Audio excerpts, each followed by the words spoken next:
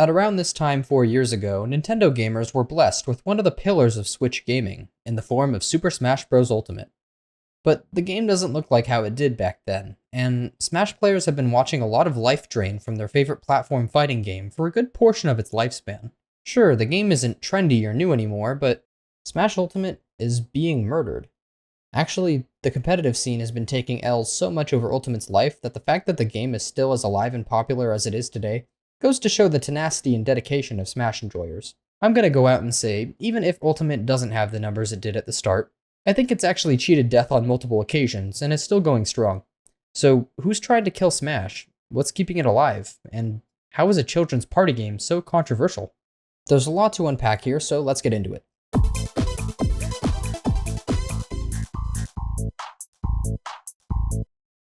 So to start, it's worth establishing who's responsible for rocking the boat.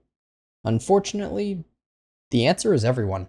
I know, it's a stupid and useless answer, but in this case it's kinda true. There are so many guilty parties in the history of Smash Ultimate controversies that there's not one big bad that we could just blame for the hardships of this community. Some may say that all roads lead back to Nintendo, but I think there's more nuance to it, and think that accountability lies with more than just the publisher. Especially with what's been happening right now, there's clearly more than just Nintendo trying to control competitive Smash. If you're in the community, then you've most likely heard about the Smash World Tour being shut down by Nintendo pretty much right before it was about to start, with the now resigned CEO of Panda Global invoking Nintendo to approve the Panda Cup and shut down the original Smash World Tour, and by extension, other tournaments without official Nintendo licensing. This is something Nintendo has never really done until now. Not the canceling part, the licensing thing. Either way, this has certainly crippled what was supposed to be a high point for competitive Smash, but there is more. Panda's ex-CEO Alan had been giving ultimatums to other tournament organizers to switch to his exclusive cup before going to Nintendo himself, but it seems like his plans of becoming the de facto tournament runner have blown up in his face. Many iconic Panda members have submitted letters of resignation, and many TOs didn't cave to Alan's threat, and now Ludwig is hosting the scuffed World Tour in the original SWT's place with the Panda Cup nowhere in sight. It seems like Alan's going down kicking and screaming, trying to wreak as much havoc as he can on his way out.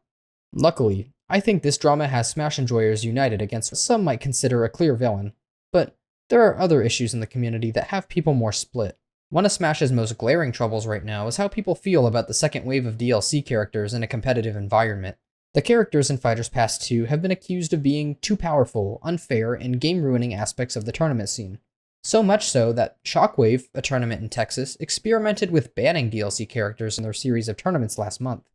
Each character has varying levels of hate, but the two characters that seem to be the center of this anti-DLC sentiment are Kazuya and Steve. Because I don't play competitively, my opinions could be kinda spicy. When it comes to Steve, people are upset that players are coming out of the woodwork and finding a lot of success. People like Akala, Yanni, and Onin come to mind when it comes to winning major tournaments, despite not being major threats previously.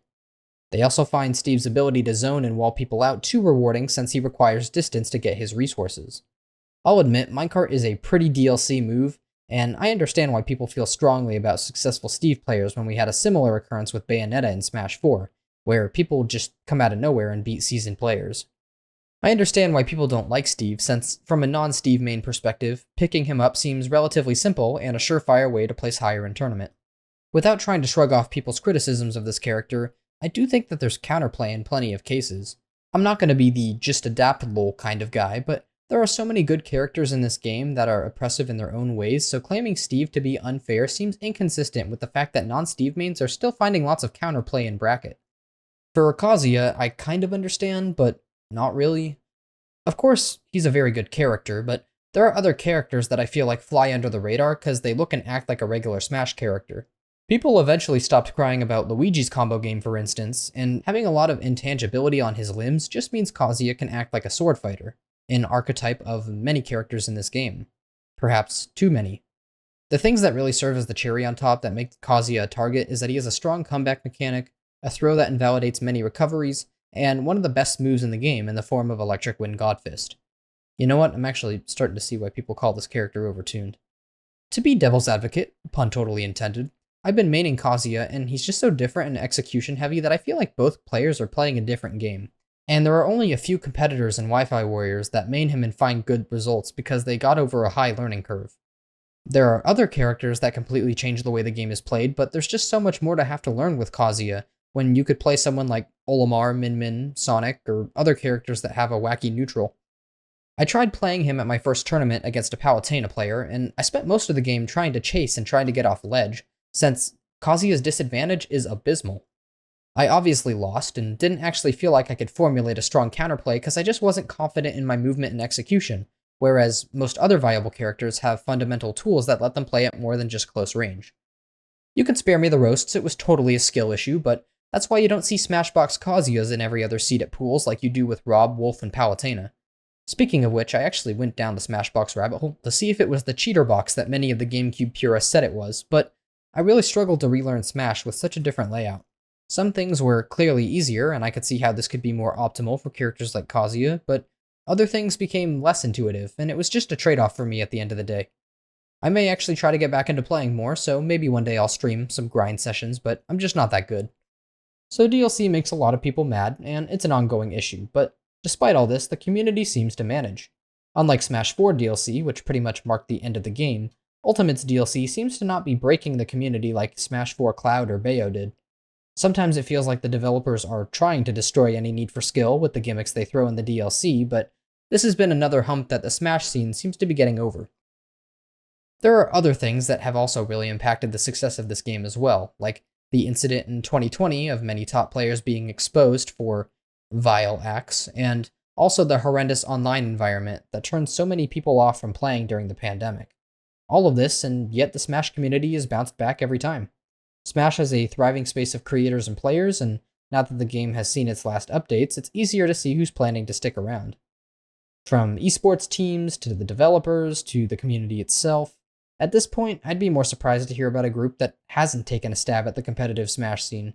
Of course, certain metas and certain people come and go, but I'm comfortable saying that this has been some of the most impactful years for Smash, even if much of the publicity was negative.